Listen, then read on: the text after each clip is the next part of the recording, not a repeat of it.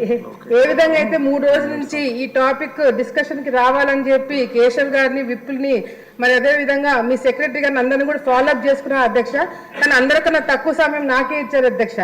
ఏ విధంగా అయితే KC canal Kurnool Kadapa 2000 KC canal కింద 2,65,000 ఎకరాలు ఉన్నా కూడా అధ్యక్ష ఎక్కువ శాతము దాదాపుగా 1,00,000 ఎకరాలు ఆలగడ్డకు సంబంధించి ఉంది అధ్యక్ష.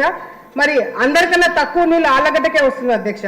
ముఖ్యంగా ఈరోజు అధ్యక్ష సుంకేసుల దగ్గర ఏదైతే మరి తెలంగాణ వాళ్ళు ఒక ప్రాజెక్ట్ కట్టినారు అధ్యక్ష బ్యాక్ వాటర్ దగ్గర. సుంకేసుల బ్యాక్ వాటర్ లో ఈ ప్రాజెక్ట్ కట్టడం వల్ల అధ్యక్ష దాదాపుగా 0.7 టీఎంసీ నీళ్లు అటు కర్నూలు డ్రింకింగ్ వాటర్ కే సరిపోతుంది అధ్యక్ష. అది కేసీ కెనాల్ కి చివరి ఆయకట్టు వరకు రావడానికి ఎటువంటి నీళ్లు కూడా సరిపోవట్లేదు అధ్యక్ష.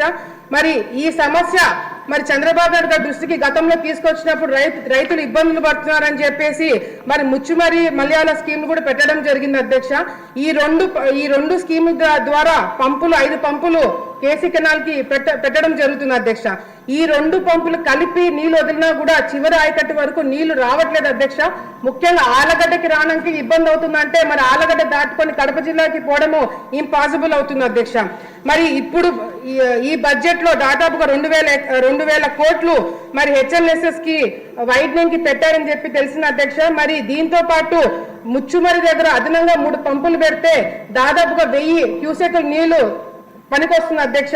గుండేవుల ప్రాజెక్టు మొదలైనంత వరకు ఈ పంపులు ఉపయోగపడుతుంది అధ్యక్ష. గుండేవుల స్టార్ట్ అయిన తర్వాత కావాలంటే ఈ పంపులు వేస్ట్ కాకుండా వేరే దగ్గరికి యూజ్ అవుతుంది అధ్యక్ష.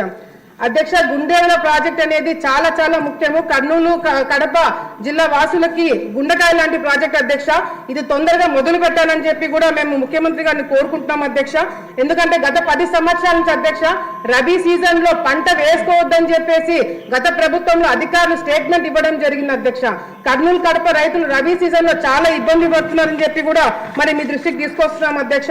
అంతేకాకుండా సెంట్రల్ గవర్నమెంట్ బీజేపీ ప్రభుత్వం కూడా మేము నిధులు ఇస్తాము అని గత ప్రభుత్వంలో మినిస్టర్ గారికి లెటర్ రాయడం జరిగింది అధ్యక్ష.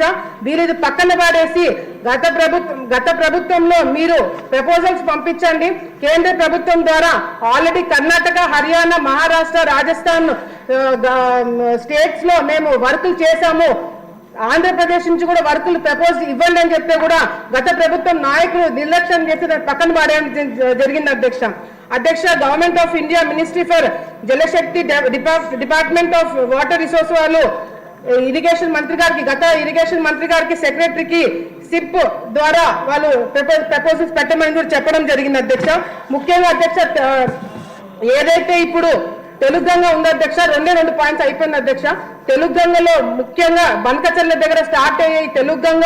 మరి ఏదైతే వెలుగోడు, శ్రీశైలం, నంద్యాల, ఆలగడ్డ, కడప, నెల్లూరు, చెన్నై వరకు నీళ్లు తీసుకెళ్లే ఒక మంచి ప్రాజెక్ట్ అధ్యక్ష.